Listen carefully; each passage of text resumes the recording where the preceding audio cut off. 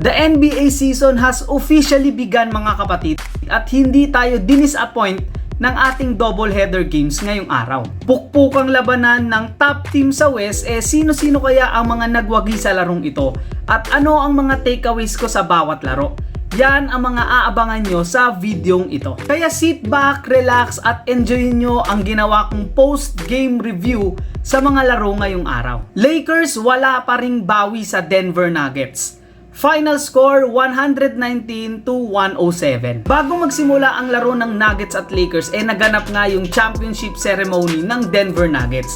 Kaya sa huling pagkakataon, congrats sa Denver Nuggets for winning the 2023 NBA Championship. Nagsimula ang laro with the Lakers starting out strong at mukhang magtutuloy-tuloy na ang kanilang magandang laro this season. Pero pinatunayan ng Denver Nuggets na sila pa rin ang team to beat this season. Kaya natapos ang quarter with a score of 34-20 lamang ang Denver. Pagdating naman ng second quarter ay pinipilit lumapit ng Lakers at sa 17 first half points ni Anthony Davis, unti-unti nilang naibaba ang lamang at natapos ang quarter sa score na 64-53. Pero yan na pala ang huling impact ni Anthony Davis sa larong ito as he went scoreless in the second half. Dahilan kung bakit tuluyan ng lumayo ang Denver Nuggets at nakuha na ang kanilang kauna-unahang panalo this season. Pinatunayan ni Nikola Jokic na siya ang best player in the NBA ngayon matapos niyang magtala ng kauna-unahang triple-double of the season,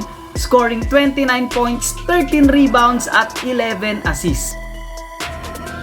Maliban dyan, tinulungan siya ng kanyang sidekick na si Jamal Murray, scoring 21 points and dishing out 6 assists. Hindi magandang pangitain to para sa Lakers to start off the season. Dahil maliban sa naka-minute restriction si LeBron James na naglaro lamang ng 29 minutes at nagtala ng 21 points, 8 rebounds at 5 assists, bigla-biglang naging missing in action etong si Anthony Davis. Tumatanda na si LeBron James at hindi na dapat siya naglalaro ng big minutes. Kaya sana ay ma-realize ni Anthony Davis na ang Lakers ay team niya na ngayon. Suns pinahirapan ang Warriors sa loob. Final score 108-104. Tumungo naman tayo sa second game kung saan nagharap ang Phoenix Suns minus Bradley Beal versus Golden State Warriors minus Draymond Green. At tulad ng first game, maganda ang naging simula ng away team. Maganda ang simula ni Devin Booker dahil nag-init siya with 15 points in the first quarter. Pero mas maganda ang naging teamwork ng Golden State kaya natapos ang quarter with a score of 28 all. Pagdating ng second quarter, unti-unting lumayo itong Phoenix dahil sa patuloy na pag-init ni Devin Booker, energy, hustle plays na pinakita ni Josh Okogie at contributions mula sa kanilang other players. Nung third quarter naman ay pinakitaan tayo ng Golden State kung bakit silang binabansagan na third quarter team dahil dito unti-unti nilang naibaba ang kalamangan at eventually lumamang sila, ending the quarter with a 40-point third quarter. Maganda ang pinakita ni Chris Paul dito sa quarter na to dahil prior to the third quarter naging scoreless siya. Sa third quarter mas naramdaman na ang presensya ni CP3 at sa nakikita ko siya ang magiging leader ng second unit kapag wala si Steph Curry. Pagdating naman ng fourth quarter mas naging dikdikan ang laban. At dahil dito nasagot na yung mga tanong sa aking isipan tungkol sa dalawang teams na ito. Una, mahihirapan ang Golden State Warriors kapag kalaban nila ay much bigger team kaysa sa kanila.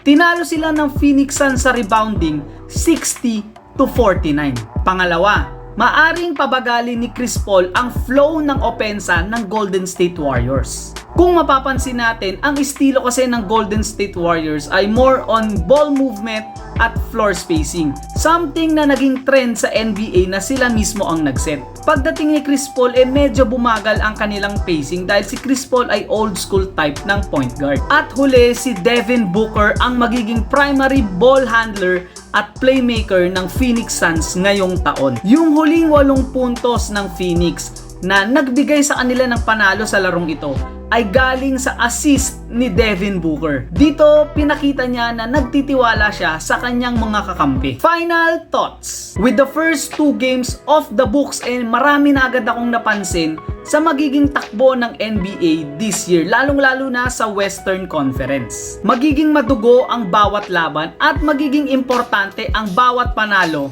ng bawat team sa conference na ito. Sa nakikita ko, Suns at Nuggets ang magiging top 2 team sa Western Conference ngayong taon. At kung gusto ng ibang teams tulad ng Lakers at Warriors na humabol dun sa top 2 spots, kailangan ma-resolve nila ang kani-kanilang mga problema. Simula na talaga ng NBA season at napakarami nating aabangan ngayong taon.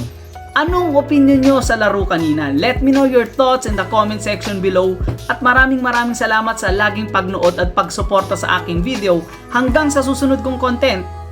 Peace!